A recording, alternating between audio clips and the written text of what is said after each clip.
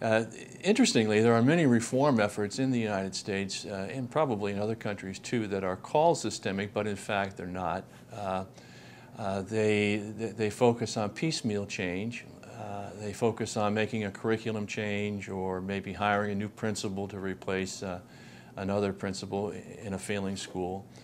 It includes legislation such as No Child Left Behind.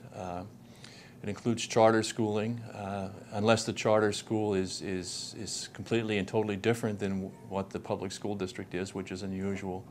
The charter schools tend to be miniature versions of the larger school districts that are around them.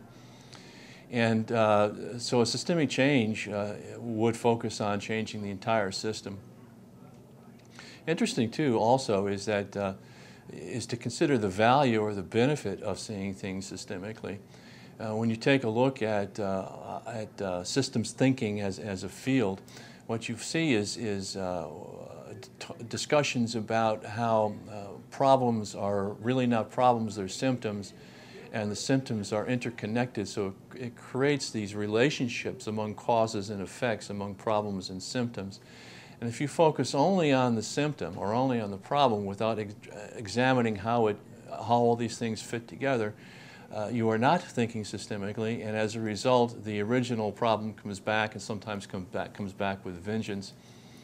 It's a reflection of our addiction to the quick fix. And in the literature in particular, I think you would find interesting to take a look at what they call system archetypes. And system archetypes are these dominant ways of managing processes, these dominant ways of working inside organizations. They're mental models, basically, that tend to be shared across all kinds of organizations. And one of them is this quick fix archetype. And when you take a look at these archetypes, you can see the benefit of thinking systemically about change and how to create change.